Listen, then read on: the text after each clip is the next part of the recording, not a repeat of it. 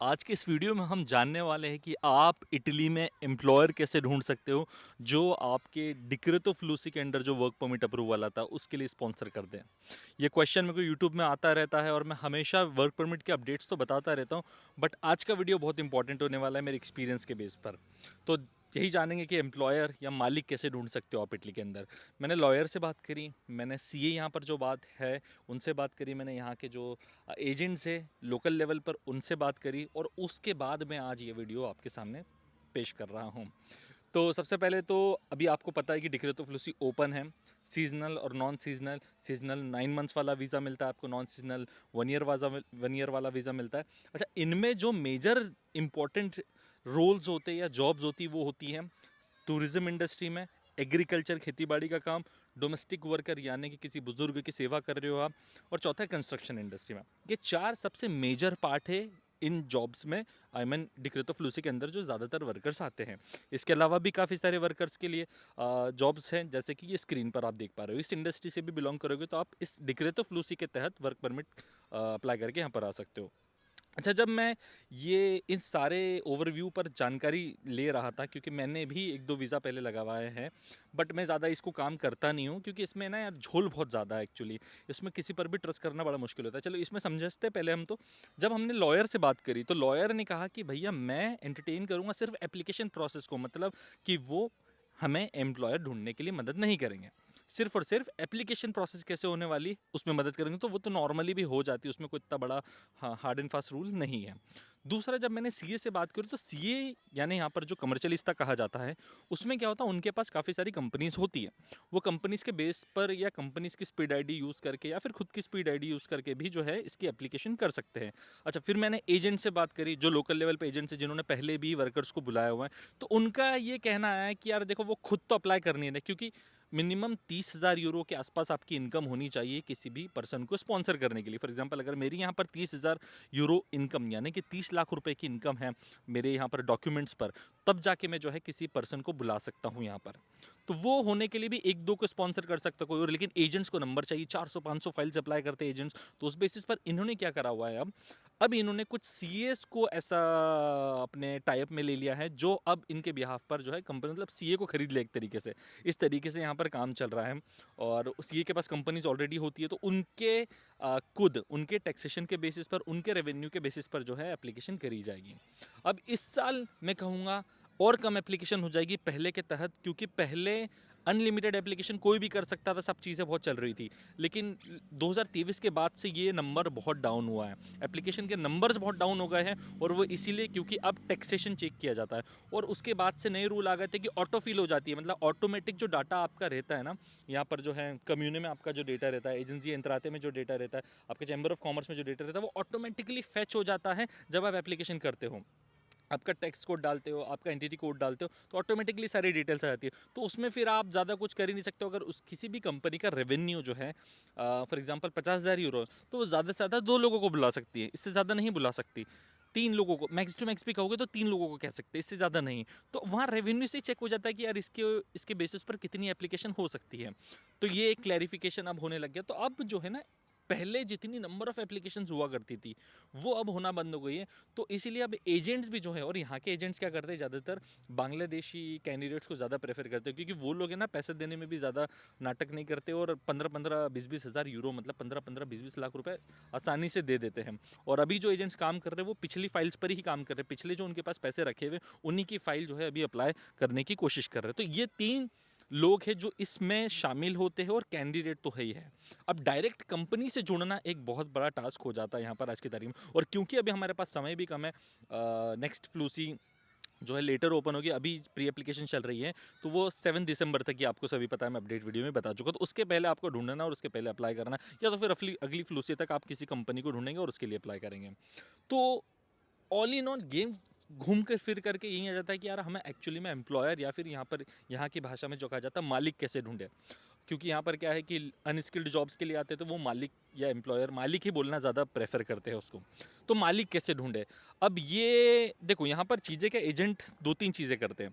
Agent भले ही आपके लिए अप्लाई कर देंगे, आपका नुला अवस्था आ जाएगा, वर्क परमिट आ जाएगा और फिर आपका वीज़ा भी आ जाएगा, लेकिन यहाँ पर फिर जॉब नहीं होगी आपके पास। ये बहुत बड़ा सीन है, यहाँ पर जॉब नहीं होगी, वर्क परमिट भी दिला दिया, वीज़ा भी दिला दिया, आप यहाँ आ गए, या तो जॉब नहीं होगी, और दूसरा यहाँ पर जो लोग फंसे हुए दिखे हुए हैं वो मुझे रेसिडेंस परमिट अप्लाई करने में, क्योंकि उन्होंने वहाँ तक काम खत्म कर दिया, वीज़ा दिलवा दिया, और उसके बाद रेसिडेंस परमिट अप्लाई करते समय नहीं हेल्प कर रहे हो। और रेसिडेंस अप्लाई करना बहुत ज़रूरी है, क्योंकि अगर वो अप्लाई नहीं हुआ तो फंस जाओगे आप यहाँ पर। काफ़ी लोग ऐसे फंसे हुए हैं यहाँ पर अभी के आज की तारीख। और अभी पिछले साल से सबसे बड़ी समस्या यहाँ पर ये आई है। पहले क्या होता था कि आपने देखो 4 स्टेजेस में काम होता है। पहले आप एप्लीकेशन करेंगे, जिसको रिसीव होता है, जनरेट होता है, रिसीट कहते हैं, एप्लीकेशन रिसीट। फिर आपका नूला अवस्था आता है, जिसे वर्क परमिट कहा जाता है। तीसरा आपका वीज़ा आता है, वीज़ा अप्रूवल, एंड देन चौथा आपको जो है रेसिडेंस परमिट यहाँ पर परमेसो के लिए अप्लाई करना होता है। तो अभी क्या होता था, या सॉरी पहले क्या होता था, पहले आपका रिसीट और नूलावस्था आ जाता था, और अगर आपका नूलावस्था आ गया मतलब आपका वीज़ा 100% श्योर रहता था। लेकिन अब क्या हो रहा है कि अगर आपका रिसीट नूलावस्था भी आ जाए और उसके बाद भी अब चांसेस, मतलब कह नहीं सकते कि आपका वीज़ा 100% आएगा। काफ़ी वीज़ा रिजेक्शन मैंने इस साल देखे हैं, जो कि मैंने अभी तक डिक्रेट ऑफ लिसी में 4 साल से वीडियो बना रहा हूँ, तब से नहीं देखे थे। तो बहुत सारी अनसर्टेनिटीज़ अब चल रही है। अब है ना, जो पेमेंट शेड्यूल भी है, वो मेरे ख्याल से अगर आप किसी एजेंट को हायर भी कर रहे हो तो वो वीज़ा के बाद वाला पेमेंट रखना, क्योंकि वीज़ा तक यू आर नॉट श्योर कि आप आ रहे हो नहीं। पहले नूलावस्था आने पर ही पेमेंट दे दिया करते थे, क्योंकि भाई वीज़ा तो श्योर हो जाता था, एक बार नूलावस्था आ गया मतलब वीज़ा आ जाएगा, वो वाले सीन थे। तो अब पूरी कायनात जो है वो चेंज हो गई, और वो चेंज क्यों हुई है, ये भी यार सब एजेंटों का ही खेल है। नकली एजेंट जो आ जाते हैं ना, वो उसमें क्या करते हैं, अभी पिछले साल की बात बता रहा हूँ, पिछले 2 सालों में 5000 फेक नूला अवस्था रिलीज़ कर दी गई। अब जब इतने नूला अवस्था फेक रिलीज़ करी गई, तो एम्बेसी को क्रॉस चेक करना बड़ा मुश्किल हो गया कि भाई ये असली है नकली, और उनको मैनुअली इतना ज़्यादा वर्क करना पड़ गया था, जिसकी वजह से उन्होंने काफ़ी सारे चेंजेस इस सिस्टम में लेके आए। वीएफएस के अपॉइंटमेंट सिस्टम में लेकर आ गए, नूला अवस्था के रिलीज़ के उसमें सिस्टम लेके आना, ये रेवेन्यू, ये सब कब आया, ये अभी तो आया पिछले 2 सालों के अंदर, इसके पहले नहीं था ऐसा चेक करने वाला टेस्ट सिस्टम ही नहीं था। तो अब है ना, उसको पूरा इन्होंने एक तरीके से सॉलिड कर दिया है। तो अब जो भी एजेंट आपको, अब यहाँ पर देखो 3 तरीके से आप आ सकते हो इटली के अंदर। अगर तरीके से ढूंढे हम कि एम्प्लॉयर एक्चुअली में कैसे ढूंढा जाता है, पहला तो ऑब्वियसली जॉब वेबसाइट्स के थ्रू, ग्लासडोर, लिंक्डइन, सुबितो से तो लोकल जॉब्स यहाँ पर अगर हो तो जॉब्स मिल जाएगी, तो वो वाला। तो ऐसी काफ़ी सारी वेबसाइट्स हैं इंडीड, इनके थ्रू आ सकते हो। अब ये लेकिन ज़्यादातर फैसिलिटेट करती है प्रोफेशनल जॉब्स को। ये जो भी ऑनलाइन वेबसाइट्स है ना, इनसे आपको प्रोफेशनल जॉब्स ही मिलेगी। जो मैं जॉब्स बता रहा हूँ, कंस्ट्रक्शन, एग्रीकल्चर, इसमें बहुत मुश्किल है कि आपको इनके थ्रू जॉब मिल जाए। दूसरे जो बड़े बड़े ग्रुप्स होते हैं, जो गवर्नमेंट ऑथराइज्ड ग्रुप्स है, जैसे रैंडस्टैंड, अडेको, अडेको मैन पावर, ये सारे जॉब्स जीआई ग्रुप भी एक इसमें है। इन ग्रुप्स ये बम्पर हायरिंग करते हैं। इनको जब रिक्वायरमेंट होती है तो इनके वेबसाइट्स पर या इनसे आप कनेक्ट करोगे तो आपको मेंशन हो जाएगी, और वहाँ पर आपको अप्लाई करके इनके थ्रू आना पड़ेगा। तो एक ये जस्टिफाइड सोर्स होता है, और इसमें बहुत सारी एप्लीकेशन आती होगी वेबसाइट्स में। काफ़ी ये ग्रुप्स, ये ऑर्गेनाइजेशंस जो है, रिक्रूटमेंट एजेंसीज इनको कह सकते हैं, इनके बारे में मैं काफ़ी सारी बता रहा हूँ, क्योंकि ये ऑथोराइज्ड है, तो इनके थ्रू भी आप करवा सकते हो। तीसरा जो तरीका होता है वो लोकल एजेंट्स, जैसे कोई भी यहाँ पर काम कर रहा हो, कोई भी आप इंडिया में किसी से कनेक्ट हो रहे हो, जो एजेंट इटली के वर्क परमिट में डील कर रहा हो, उनकी बात, उनके थ्रू होता है। अब ये डायरेक्ट सीए से कनेक्ट होते हैं या फिर कुछ स्मॉल कंपनीज से कनेक्ट होते हैं, और तो बताते हैं। तो उसके थ्रू एक तरीका है कि आप आ सकते हो। अब यहाँ पर एजेंट्स पे ट्रस्ट करना बड़ा मुश्किल है। यहाँ पर देखो यार, मैं खुद भी यहाँ पर्सनली इतने सालों से रह रहा हूँ, मेरे लिए खुद के लिए ट्रस्ट करना मुश्किल हो जाता है, तो आपके लिए मैं समझ सकता हूँ कितना हो जाता है। और इसी के कारण मैं वीडियोज़ में कभी भी किसी एजेंट का नाम नहीं लेता हूँ। क्यों? क्योंकि हो सकता है उसने पिछले साल भले ही वीज़ा लगवाया हो, लेकिन इस साल वो कुछ ना कुछ ऐसा कर दे, क्योंकि इस साल उसने तो बड़ा पैसा देख लिया होगा। वो बड़ा पैसा अगर उसको इस साल नहीं मिल रहा होगा, तो वो कैसे भी कैसे न करके आपसे ग्रैब करने की कोशिश करेगा। एक ये चीज़ है। अच्छा, मैंने यहाँ पर छोटे कारोबारियों से भी बात करी कि कोई छोटा रेस्टोरेंट ओनर हो या छोटा किसी की ग्रोसरी शॉप हो, तो उनके भी वो अपने रिलेटिव्स को ज़्यादा फैसिलिटेट करते बुलाना। जैसे किसी रेवेन्यू, किसी भी छोटे रेस्टोरेंट का 50-40-50 हज़ार का रेवेन्यू वो टैक्सेशन में दिखा रहा है, तो उसके बेसिस पर वो 2 लोगों को बुला सकता है, और वो कहीं ना कहीं वो अपने परिवार वालों को ही बुलाता है जनरली। या कोई रेस्टोरेंट हो, तो रेस्टोरेंट में वो शेफ़ बुलाएगा अपने किसी इंडिया से, ताकि उसके साथ लॉन्ग टर्म काम करे। ऐसे अपने लोगों को बुलाते हैं। तो यहाँ पर वो चीज़ें चल रही है कि अपने लोगों को बुलाया जाता है। हाँ, अगर बाहर वाले को बुलाना चाहे तो 20 लाख रुपए, 15 से 20 लाख रुपए का रेट यहाँ पर चल रहा है। तो इस तरीके से पैसे मांगते, और यार समस्या क्या, पैसे देने में भी समस्या नहीं है, पैसे ले लो, पर यार क्या गारंटी है कि आप काम अटकेगा नहीं, क्या गारंटी कि वीज़ा लग जाएगा, क्या गारंटी कि आप यहाँ पर आने के बाद आपका रेसिडेंस परमिट अप्लाई कराओगे,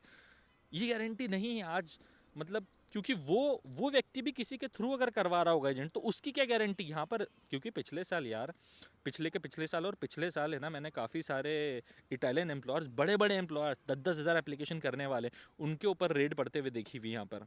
तो मैं सोच रहा हूँ कि यार मतलब ये बहुत बड़ी चीज़ है कि आज अभी ये और स्टेबलाइज होते जा रही चीज़ें। अभी इस साल भी मतलब काफ़ी नंबर ऑफ़ एप्लीकेशंस बहुत कम होने वाली है। हाँ, जिनकी होने वाली है उनके एक्सेप्टेंस होने के चांसेस बहुत ज़्यादा हैं। ये सबसे अच्छी बात है कि एप्लीकेशन कम होगी तो चांसेस ज़्यादा होंगे। सिर्फ और सिर्फ कोई जेन्यून बंदा आपको ढूंढना पड़ेगा, जेन्यून मालिक। और वो कैसे ढूंढ सकते हो, या तो यार आपका कोई बहुत ही अच्छा परिचित यहाँ पर हो।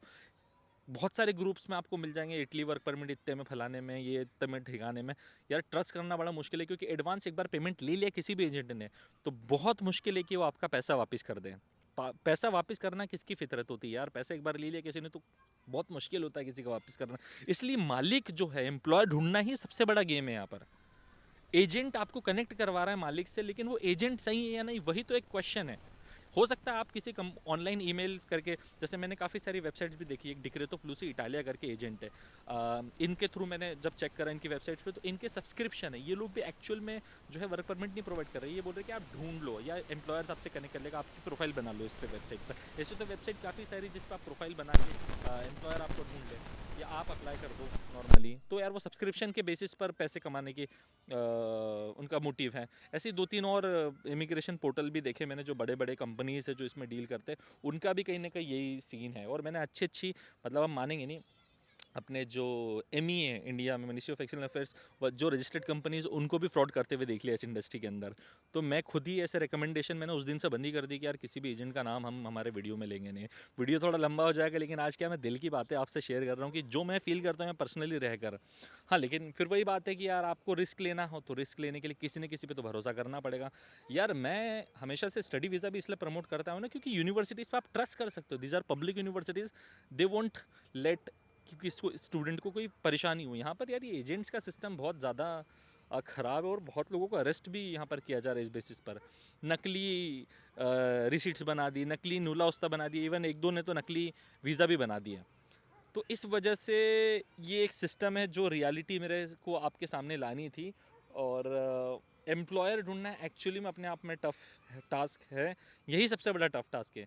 काफ़ी लोग मुझसे पूछते हैं कि यार सीजनल के लिए अप्लाई कैसे करें, नॉन सीजनल के लिए अप्लाई करें। अरे अप्लाई करने के लिए ही एम्प्लॉयर चाहिए, क्योंकि सारा काम आपका जो है ना वो एम्प्लॉयर ही करेगा। आपको तो सिर्फ इंडिया में वीएफएस में जाना है और वीज़ा अप्लाई करना है, दैट्स इट। सारा काम ही यहाँ से जो है आपका एम्प्लॉयर करेगा। तो एक बड़ा कंसर्निंग क्वेश्चन हो जाता है अपने आप में। तो ये था एक छोटा सा video. There are websites, there are agencies, recruitment groups, बड़े बड़े और एजेंट्स हैं जिनसे आप कनेक्ट कर सकते हो और कर सकते हो। बट मैं किसी का नाम नहीं ले सकता हूँ, क्योंकि वही नाम ले लिया और आपने ठान ली कि अरे यार इसने बोला था इसके बारे में तो ये शायद ट्रस्टवर्दी होगा, तो इसके थ्रू करा लो, और वही आपको धोखा दे जाए कहीं ना कहीं। इसलिए मैं नाम नहीं लेता हूँ। तो यही था एक छोटा सा video about the reality of the decreto flussi in Italy. All those people are coming, आ रहे हैं, इट्स जस्ट कि आप सही बंदे से टच में आ जाओ, दैट्स इट। तो मिलेंगे फिर हम लोग नेक्स्ट वीडियो में। Till then all the very best, bye bye, take care.